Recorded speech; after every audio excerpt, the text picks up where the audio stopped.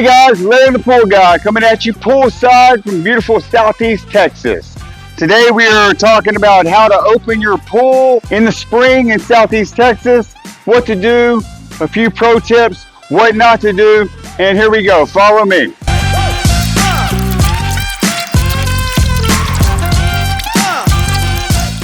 First thing I'm doing here is I'm just gonna skim the surface, get the leaves off this top shelf because I can't vacuum this top shelf. Once I get all these leaves off the steps, then I'm going to move on to getting the dirt off the floor. And what I'm going to do is I'm going to vacuum around the leaves. Since my vacuum really doesn't pick up leaves that well, I'm going to use a better contraption called a Leaf Master. We're going to learn how to use a Leaf Master today, and we're going to learn how to vacuum a pool today. But for now, we're just going to skim and get everything off these ledges and steps. All right, now that that's done, on to phase two. We're going to get the debris off the floor. Hey guys, so next we're going to vacuum the swimming pool, and we're going to do that via the skimmer here. So first we're going to take the lid off, pull the basket out full of leaves, get that out of the way. Stick our hand down in here and just verify we have suction in the suction port, and we do. Water's still cold.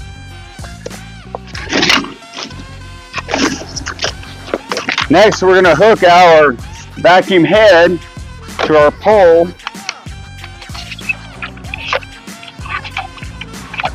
And we have the vacuum head attached to the hose here. And we're going to feed it down into the water first.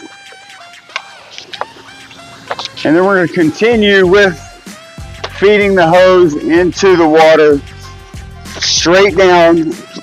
And as we do this, pro tip, the water is the hose displacing the air and therefore priming the hose. So we're going to feed it straight down. What's going to happen right here, water displaces the air. We've got a full prom in the hose. We can just quickly come up and over and into that hole that was sucking. Now we have suction from our vacuum head. So now we are just going to vacuum. We're going to vacuum the little stuff, vacuum the dirt. We're going to stay away from the twigs and the leaves. All that's going to do is clog up my hose. Maybe get hung up at the three-way valves or the impeller. So I'm really just after the little stuff first with this contraption.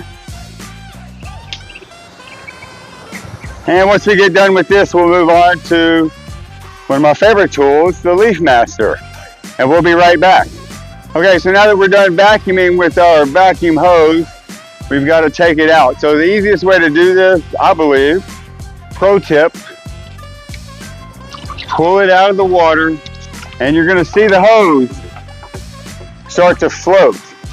Well, when this part real close to the edge starts to float, you're going to pull this hose out of the skimmer.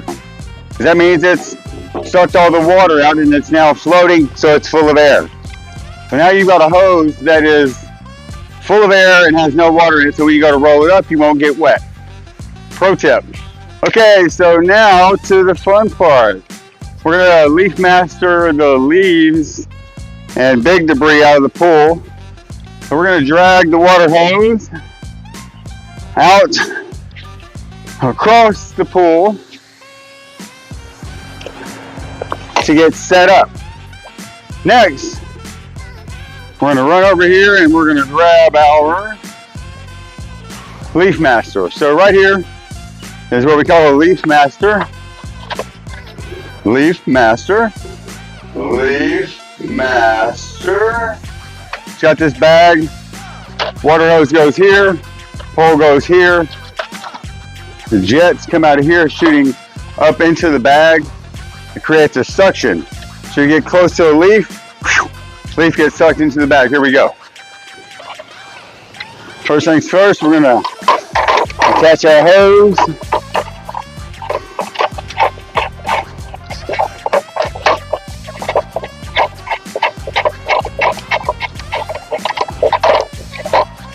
Next, we're going to attach our pole.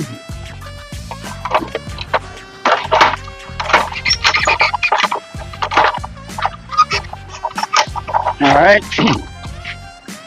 Now we're going to turn the water on. Okay, so here we go with the water. We are, we're on. Oh, we got to hustle. We're losing precious water. All right, so here we're gonna just put that into the pool. And from there, we're gonna just run the Leaf Master over the leaves. And the leaves will get sucked up into the bag.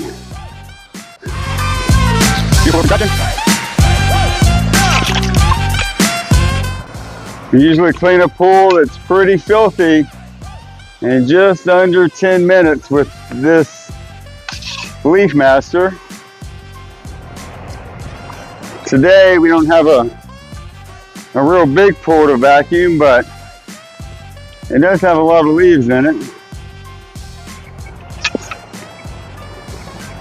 Okay, so I'm going to finish this up and then we're going to walk over to the equipment and check it out. We'll be right back. Okay guys, we're over here at the equipment. We're gonna just kind of do a once over and kind of listen and look. What we're listening for, does the pump sound normal? I mean, you listen to it every day, it's at your house, you hear it.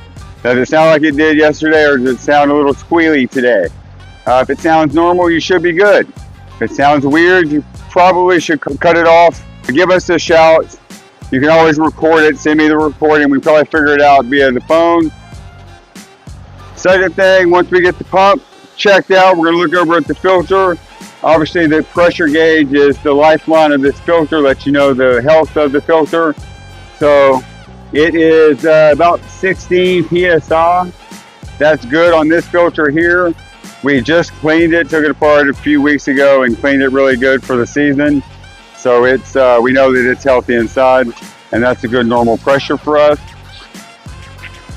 Next, we'll run through the heater, comes through the valves. Obviously, we got all our valves are working. We can just double check by underneath the valve, there's a little rocker switch. You can click that rocker switch 2 times. If your actuator moves, your actuator works. Then just click it 2 times in the opposite direction and it'll revert back to the original position. And once we check that, we come over to the salt system. So in order to check the salt system, we're going to go look on the board over here and make sure there's no error codes. We check that. We're all good there. If there was an error code, it would tell us clean the salt cell, replace a sensor, etc. Just follow what the code says to do, but as of now, we have no codes. So our heater works, our pump works, filter works, chlorinator works, all the valving and actuators work. Everything sounds good and is clean and ready to go. We're prepped for the season. Hey guys, Emily the pool girl here. I'm gonna test this water, give you a little brief overview on what we're looking for and what is good and what's bad. So get my test kit out. The best place to get water from is approximately elbow deep. The surface layer of the water is affected by UV. So we want to get an accurate reading of chlorine and things like that. So the best way to do that is to take your little water contraption, holes facing the water, down in, the water is cold, flip it upside down when you get elbow deep, pop it out. It's a little full, so I like to stick my finger in there and get out some excess water. First thing we're gonna go is chlorine. 5 drops of number 1 and 5 drops of number 2. And pH.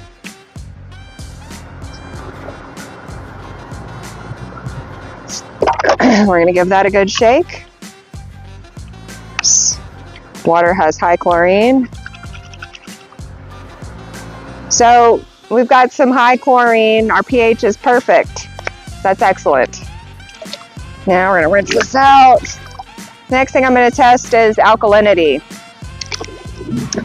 Whew.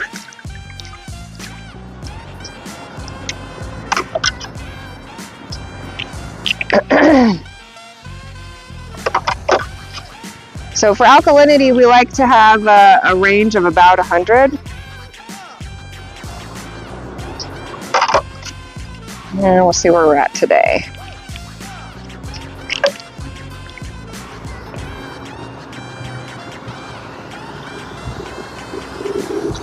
And we are at exactly 100. That's perfect.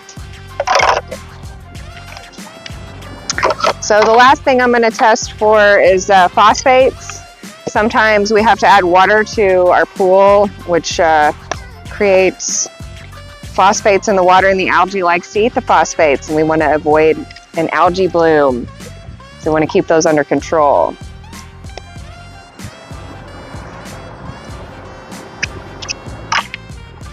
And we've got no phosphates in this water. This water is perfect. No adjustments needed. Okay guys, now for arguably the most important part of all pool maintenance, brushing the walls. And we're gonna do this last after we do everything else. We don't wanna do it first, so just sew up the bottom. Don't wanna do it in the middle. I mean, we got stuff we gotta do to get all the debris out. Once we get all the debris out, then we can brush the walls really good. And the purpose of brushing the walls is not to necessarily brush the algae off, but it's to break the pocket of air that sits on top of algae, protecting it from the chlorinated water. So as long as we brush this air pocket off, the chlorinated water can touch it and kill it, and then we win with a clear and healthy pool. So here we go. We're just gonna top to bottom, give the walls a real good brush.